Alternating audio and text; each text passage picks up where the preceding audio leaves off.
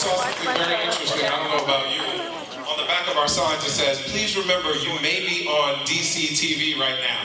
That is a great warning. Thank you. But what do they mean by maybe? I mean, it should be definitely. Right? Right? Yes, exactly. I don't know, any little mild warning is fine by me. Because I talk mad shit. You're kind of a big deal, so they definitely should put you on TV, that's what I'm saying. Or allegedly you've been on television before, a show, maybe you've heard of it. Once or twice. So thank you guys so much for coming to Con this year. We're so excited to have you guys. First DragonCon.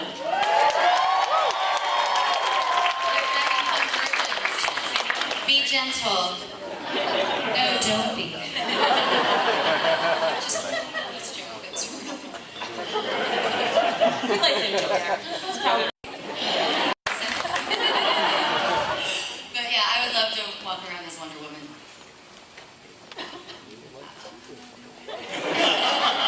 I don't know. I seem to remember. Yeah, I think that's a little too meta. I think maybe something I don't know, like Aquaman. Yeah, or Flash Gordon even. Oh yeah, okay. But I know I'm a chick, and that doesn't make any sense. I'd have to pick something. What? Oh God, I'm sorry. There's no gender there. I'm sorry. I don't know what I was thinking. Yeah. I like this character. I'm a Flash Gordon. No, Ripley. That's Ripley. That's the best. She's the best all time. Yeah. I've got no idea. I would probably dress up as the most popular person I know, which would be Joss Whedon. Gosh, I'd probably come dressed up as Luke Skywalker. Because when we were kids and we played Star Wars, they never let me be Luke. I always had to be Lando. So I'd probably satisfy that thing right there. But I just got into Game of Thrones, so if I was really feeling brave, I'd be, and this is my favorite name ever, I would be Daenerys Stormborn. I would never dress like that. But I love that character. Nice. I could borrow my costume from wardrobe. It'd take too long to put on. Hey, people take hours getting into their costumes. I think you'd be alright. You'd be in good company. Right. So you guys are all a part of something that obviously means a lot to all of us, and like we thank you for the work that you put into it, and of something that after the shows have been off air. You know, I have to tell you, I was a fan of Dark Shadows. That's what got me into the business. I remember being at a convention just like this for Dark Shadows, sitting in the audience, and the people up there on the panel were sort of saying, oh, that was 30 years ago. We were so busy we didn't even know it was happening while it was happening to us. Now I'm here saying the same thing. I didn't know it was going to be that. I mean, I think it's so great when, you know, the younger generations are discovering it. And it just really shows how great the writing was and what an amazing show it is.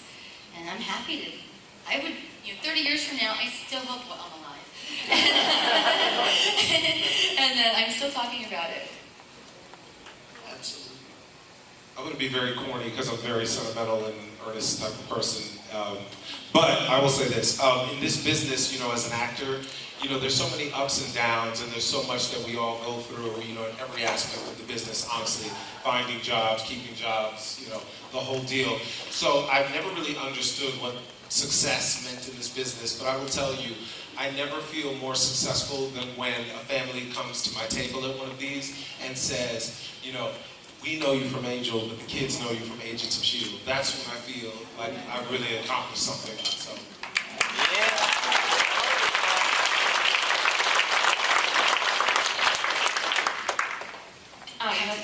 I'm sorry. No. I feel like I attract cult projects in general.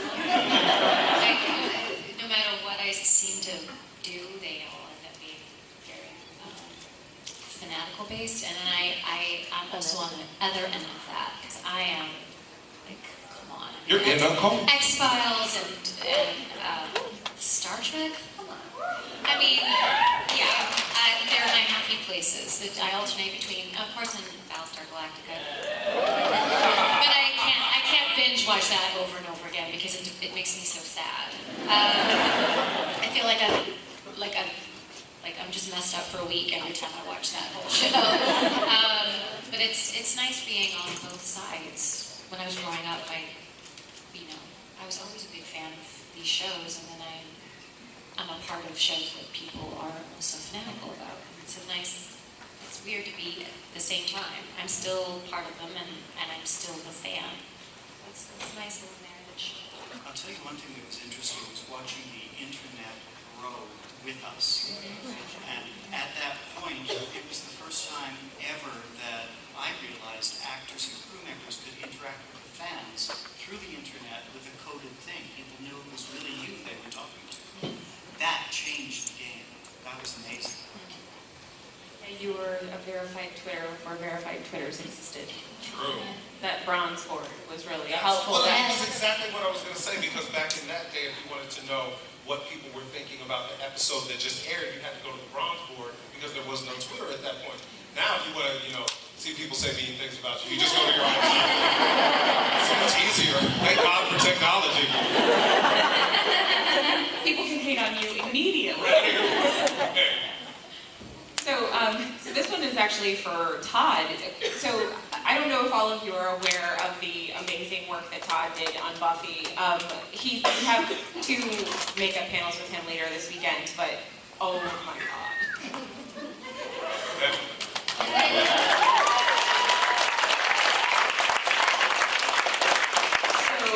So many things that we sort of deal with now as sort of iconic, I feel like it came through on Buffy, and I just wanted to know, 3 or 6 years on Buffy, what do you feel like was your favorite makeup, that you put together? Say me, mine. Did I say that out loud? I did want to mention, Julie was the very first vampire.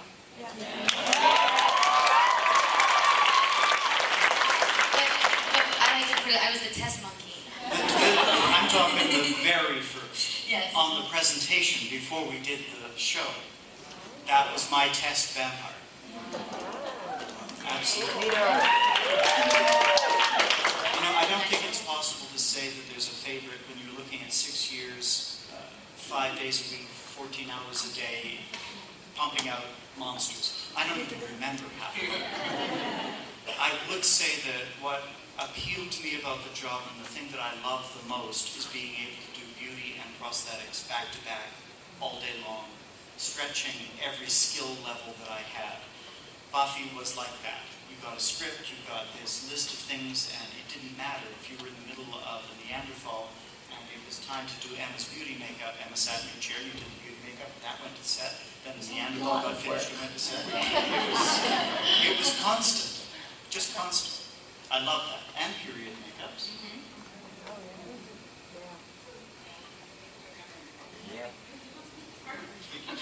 Sorry, we're going to take questions from the audience, so if you would like to ask any of the questions. Karen is right in front of this pillar right here, so you can ask your questions of the whole team here. So if you want to line up right now, we're going to just take questions from you guys. Yeah, and if you can line up around this way so that we don't block this whole side here, that would be super.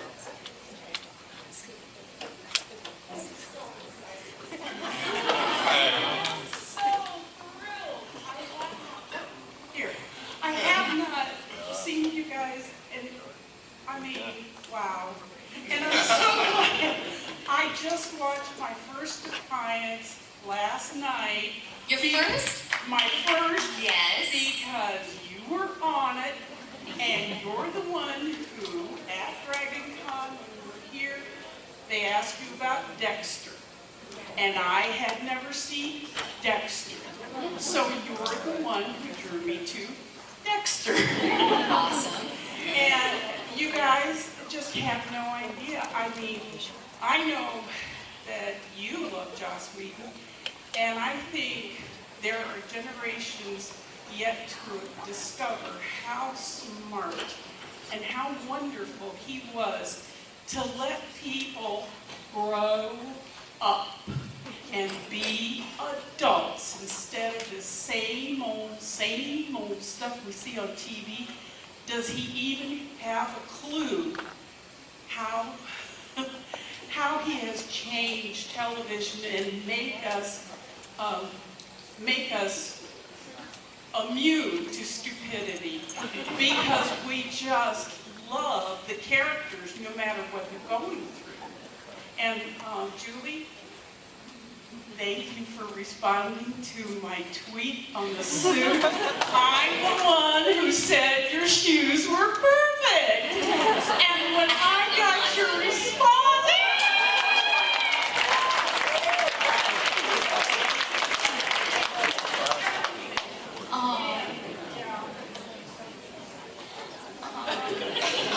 Well, I love Twitter and I love when people tweet me, so it means a lot to me when you tweet me. I can't figure it out. I'll teach you. I'm known, Todd, I'll teach you. I'm known as the social media czar. Yeah, I'm the social media czar. Hi. So I'm a grad student right now, and I just read 100 pages of British literature, and it was awful. So my question is, what do you do when you're reading literature that is just beyond boring and terrible, and how do you make it interesting? And do you have any advice for me on how to get through British literature? I read a lot, and if it's bad, I put it down and I That's read what I was something gonna else. Put it down. You can Google all that stuff, by the way. You can find out plotline stories. Like, you don't have to actually read it if it's that bad. I'm not encouraging that, though. Go to school, get an education. What do you mean if you have to read it? I got nothing for you. Yeah. That's so tough, like Beowulf or something like that. Oh, it does? I put it in. I put it down.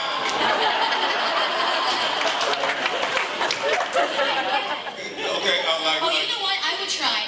Get a really hot British guy or a British girl to read it to you. That's what I would do.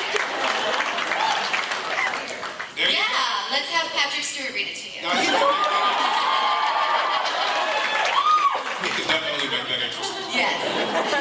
So as a coloring to that, actors here, how do you make a bad script sound good? Oh, God, I'm not that talented. I mean, I've been lucky. I've gotten a lot of good scripts, but when it's a bad script, I'm bad. I mean, anybody see Locust, the Eighth Plague? Like, oh my God, horrible and bad acting for me, and it's just bad. You could not do that. Oh no, I was shooting at bugs with a handgun. Like, come on. And I think I was rolling my eyes at the same time. So I was like, this makes absolutely no sense. Yeah, no, I'm not that talented to make a bad script good. I think I just think about my house. Or the trip that I will be taking when it's over. I don't think there's really not a whole lot you can do with bad words. There really isn't. I mean, it's just crap. It's crap. Just hope it doesn't kill your career. I mean, before I really had a pot to piss in, I was turning down auditions. I mean, my manager thought I was crazy because I'm not going in for this. This is ridiculous. I can't do this. But now that I think about it, ironically, that happens to me on a lot of things, and sometimes sometimes it's my way of, like, okay, I'm sorry, I'm on many tangents, but like Nicole Kidman, like, quits every movie that she does the day before filming, apparently, and I think I have a little bit of that neurosis going on, too. I think so too. Yeah, I think so, too. So, okay, I'm learning about myself. Never mind, I'm gonna have this conversation. I'll tell a quick... Right, exactly. I'll tell a quick geek story. The script for Buffy the Vampire Slayer, the presentation, not a pilot, it was a presentation halfway, was amazing. And as we were filming it, there was the first AD and the DP and the script supervisor who said, "This is unreadable. It'll never be sold. We don't care." The DP, he would walk out and have lunch. He'd sort of, "Oh, put some lights over there and walk away. This will never get made." on and on. The first AD breastfed her baby during a scene. You could hear the Velcro rip. And the hairdresser and I went to Joss one night and said, I don't care if this goes, we want to be there for you because this is brilliant. And we were the only two hired. A good script is a good script.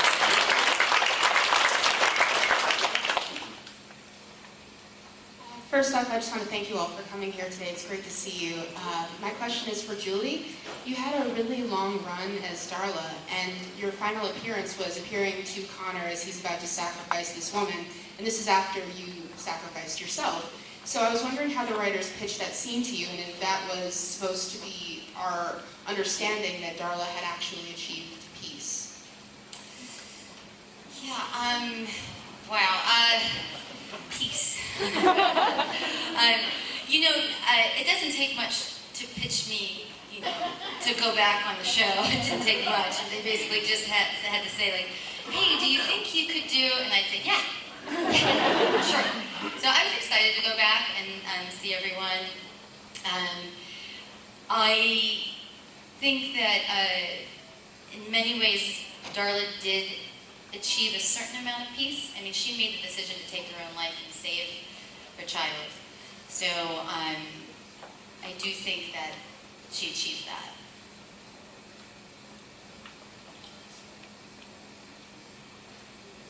Hi, I just wanted to ask what your favorite episode of either Buffy or Angel was to film and why. Oh, I thought you were just going to say what your favorite episode was. Because No, it's to film. To film. It's more specific. So I have answers for both though. So they did some amazing stuff on Buffy that was just so fucking brilliant. Excuse my language. Hush was a brilliant episode. The musical episode was fucking brilliant. And I wasn't in any of those, and I just thought it was some of the best television ever made. For me to film, obviously I'm going to be partial to the episode called Darla, for obvious reasons. And I loved in season, at the end of Angel, my last appearance when I came back in the flashback with Juliet and Spike and Angel, and we talked about the one. Right, I loved doing that. That was fun. Just the four of us together, which we didn't get to be together a whole hell of a lot, but when we were together, it was just a blast. Okay, to actually film. Probably the musical, yeah. We actually had, I don't even remember, maybe like 3 weeks on that? Yeah, it was It was long. extended. It was a long time, so that was really cool, because we only get 8 days usually on anything, so to have, 3 of 8 of those, that's 24. It was really, that was just fun. It was really challenging and scary, and thank God for auto-tuning. To watch, as a finished product, what's my favorite episode? Is that your question? No, you asked me to film. I just don't because you can't answer that question without answering those. No, you're right. I don't remember what it's called. The one where they're dreaming. Yeah.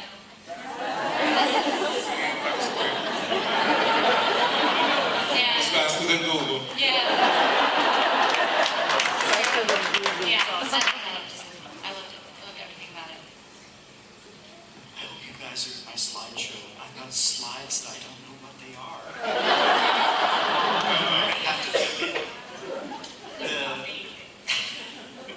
the greatest change on set happened on those episodes that Joss directed.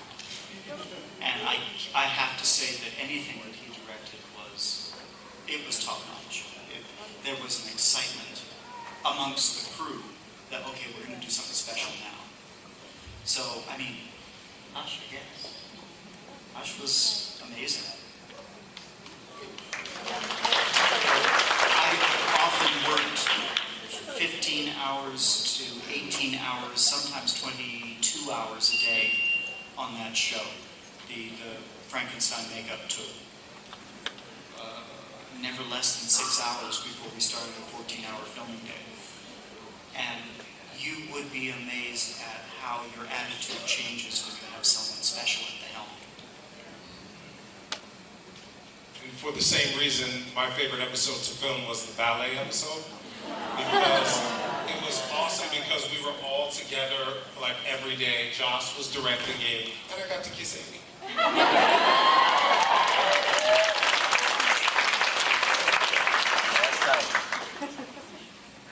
She's not here yet. My question is, what has been your favorite moment that has come about because of the roles that you've played?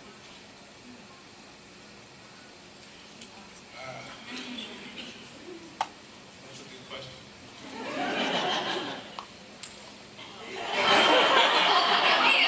Right, exactly. Okay, repeat the question one more time. What has been your favorite moment, like outside of filming, that has happened because of some of the roles that you've played?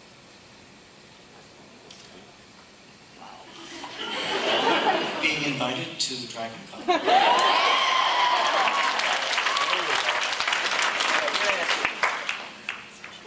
I mean, we have to pick just one? I mean, I have like, I don't know, 337 that just flashed through my head. Wow. I mean, I think, you know, the best moments, I mean, there's, you know, great things that we get to do as actors because of the roles we played, like, you know, Dexter was nominated for Emmys, and I got to go to Emmy Awards, and that was like super cool and super glamorous and like so much fun. But really, ultimately, I think the best moments are when somebody comes up to me on the street randomly and says, you know, I love your work, and you know, you really moved me, you made me feel something, you changed the way I looked at the world, or you took me away from the pain I was feeling for, you know, an hour. And I think that's, to me, the most important moments, is those little moments. Yeah, actually. Say, yeah, yeah. What she said, because it's always very, and what is with being like really recognized though? Really recognized when you look your worst. You know, it's like, oh, I'm so tired. You roll out and, you know, no makeup on, no nothing. I'm not even sure the clothes I'm wearing are clean. And sure enough, you know, and it's someone else's, like, their moment.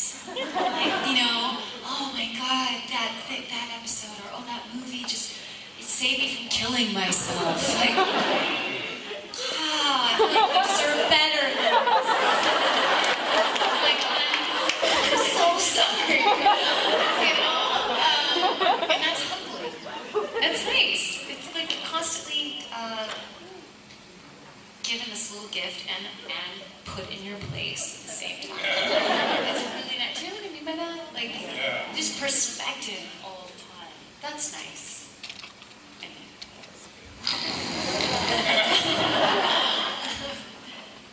Well, you just talked about the, you know, being put in your place and something great happening at the same time. Just to talk about that a little bit, because you just triggered a memory. I was at a poker table the other night, and the dealer goes, "You look like a TV star." I was like, "Oh, cool. And he goes, "I know, heroes."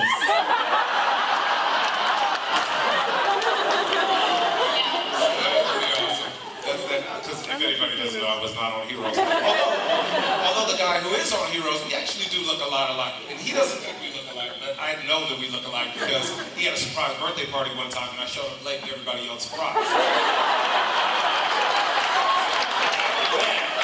he had to admit that we actually do look a lot alike. And sometimes when people do mistake us, sometimes they get all nervous, like, oh my God, I can't believe that I got the wrong person. And I try to let them off the hook. I'm like, no, we really do look alike. But to answer your question, okay, in addition to the moment I was telling you about when families come to the table when we're downstairs autographing, I'm always really also moved when a couple comes to the table and they say, you know, we bonded over your show. Like, you know, I liked it, and then I got him to like it, or he liked it, and he got her to like it, and then they watched it together. I really am moved by that too, because I feel, you know, I feel like a part of it in a small way. Not in a three-way, but in a sort of way, you know? So, sorry, but that's the only moment I can think of. What's going on over here? I just realized I was looking at you're doing bling, right? Because I just saw gold and like. Oh, I do. Yeah. And I had a bracelet on and it's gone. Oh, you lost your bracelet? I did. Oh, no. If anybody, what does it look like? Well, I mean, in all fairness, I found this in a bathroom. Okay,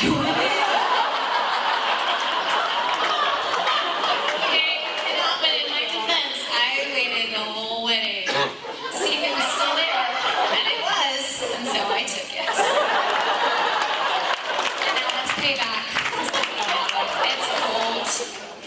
I don't think it's got. You know what's awesome about it is it was. It's a very spiritual, religious wedding, and it clearly has there's like a cross on it. So it's my Christian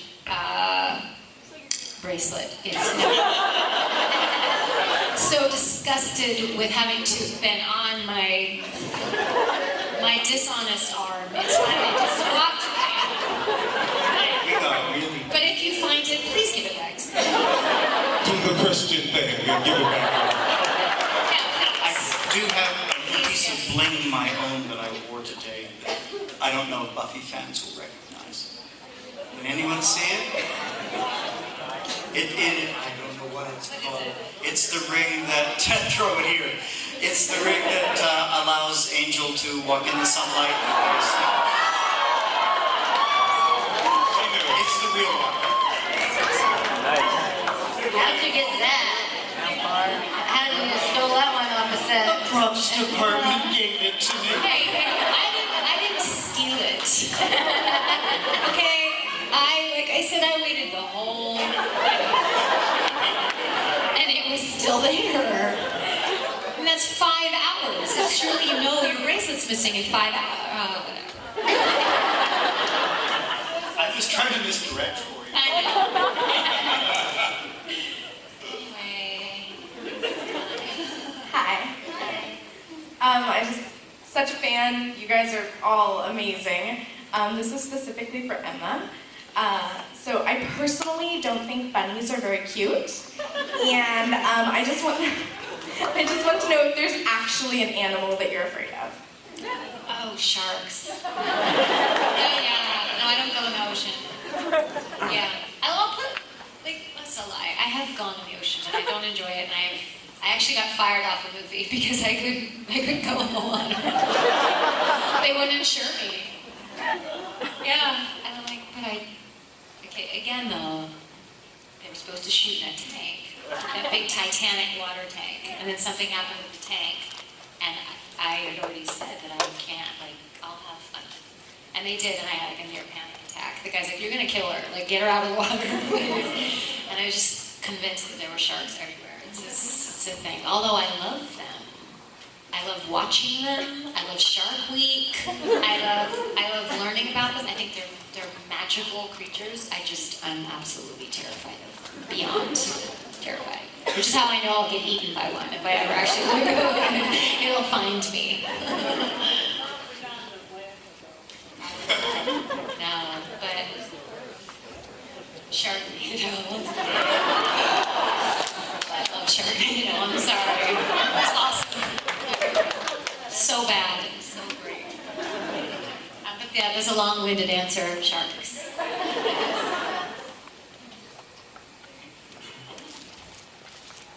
Hi. My question is for Todd. I was always amazed at how just on Buffy over 7 years, the monsters just never seemed to repeat themselves every time they came out with a new monster. And they stayed fresh. They always looking new and different. Well, it's very difficult. TV is a difficult medium because you get actors 2 days before they work. So optic nerve, and I have to preface this, I am a department head makeup artist. That means that I'm on set and I do the beauty makeup and I do the prosthetic painting and application. But there was a lab and they built the prosthetics. So optic nerve, John Bullich's optic nerve, would drop the box of monster parts on my doorstep at 3 o'clock in the morning as I was getting out to go to work. And I would pick up the box, drive to Santa Monica, and put whatever was in the box on the person. So the daily challenge was looking in that box and saying, okay, this piece goes here. And, oh, they forgot to give us anything to anchor the wig to. So then we'd run to the props department and get the fiberglass drilled with screws so we could put wire on that the wig could go on. That was the challenge. The challenge of making it fresh was dealing with stuff that was never fully developed. You never had time. The sculptors at Optic Nerve were brilliant. My job was to look at what they sculpted and say, how can I paint this and bring it to life? And I do remember the minions.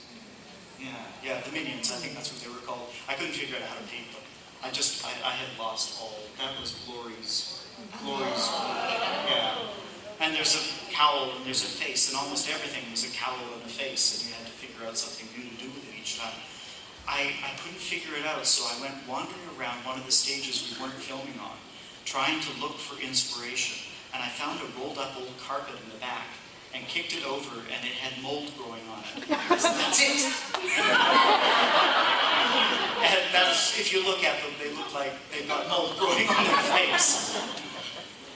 I hope that answers the question.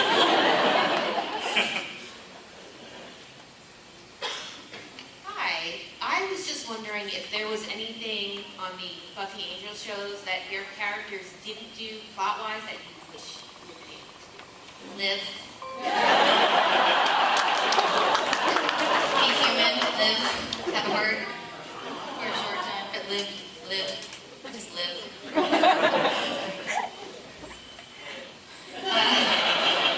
No, and I asked to be killed off. I did. Yeah. I thought that would be a great way to go out. I don't know. I thought it was poetic. I don't quite understand the lack of, quote, giving a shit by everyone else in the show about that. It seemed like the characters were like, oh, too bad. So that was not quite the heroic goodbye that I had envisioned. But I would say being Spike's girlfriend would have been really fun.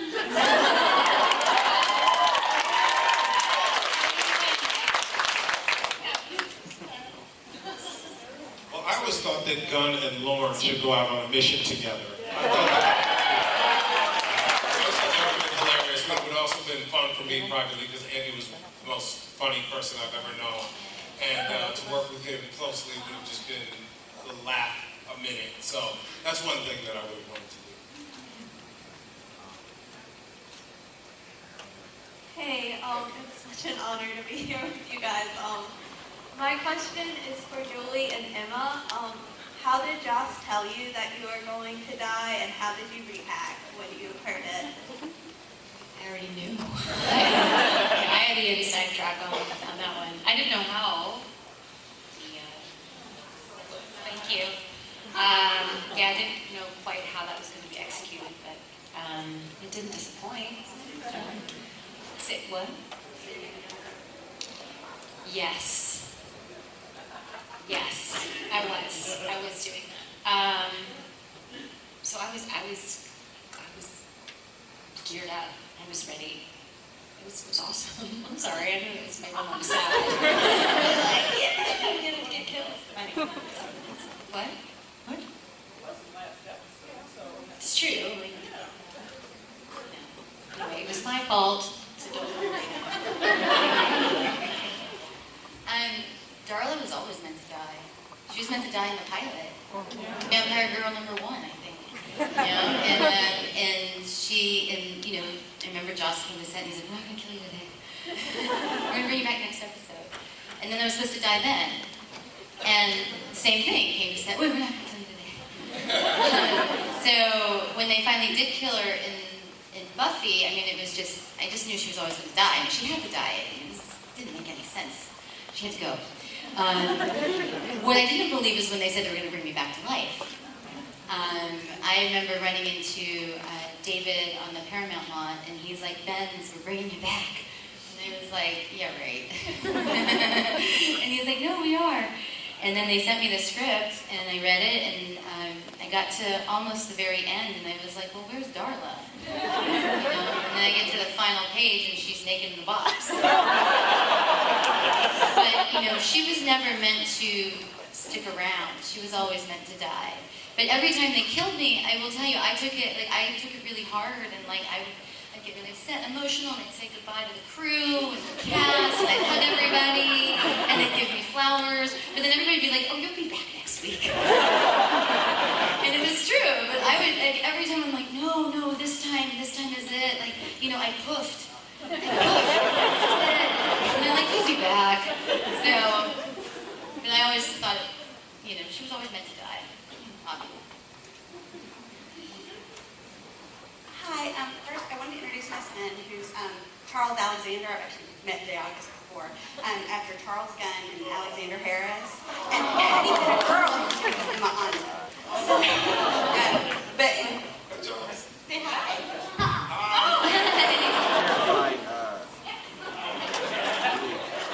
Hi. And my question is, in regards to this, what is the creepiest thing a fan has ever done?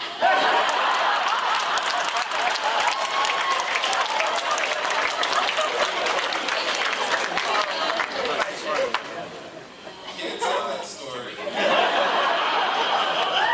present. Okay, so, jeez. That story just trumps all stories, so it's hard to find the second story.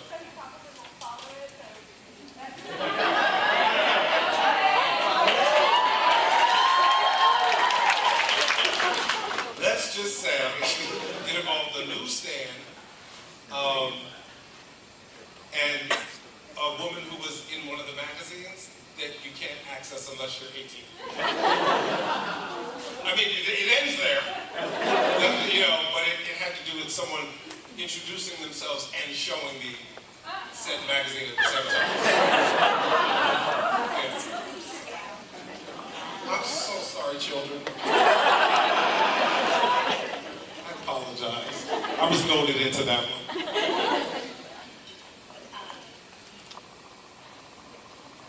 Hi. Are we not answering it? I'm sorry again. You should answer. Creepy fans. I'm pretty sure this woman in London, I don't believe in them, but she did, and she meant it, and she was like, curse you. And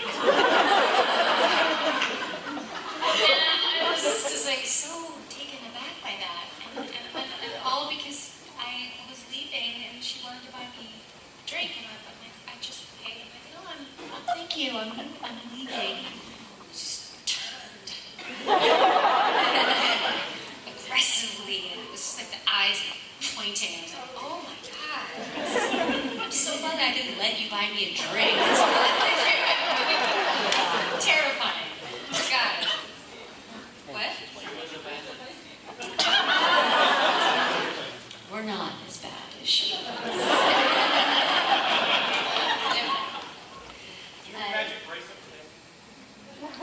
No, just myself.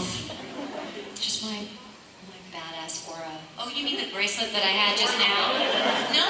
No, this was recent. The one I didn't steal? Yeah, no. I haven't had that many creepy fans. No, I haven't. I sometimes wish I had, but I haven't. I think the creepiest thing was I was at a con one time and some guy wanted me to sign his underwear and he literally pulled his pants down and his underwear was dirty and they had holes in them and that was just disgusting. That was it. That was the only one. It was in London, so you can understand the Brits. Yeah. But other than that, I've had very lovely. I left out an important detail about that story. The magazine in question was not a magazine that many would enjoy. It was Just say the name. It was a niche magazine. It was a niche magazine. And it was like, it's one of those things you might want to like, know somebody before they show you them doing this particular thing. It's not uncomfortable to maybe meet someone at the same time.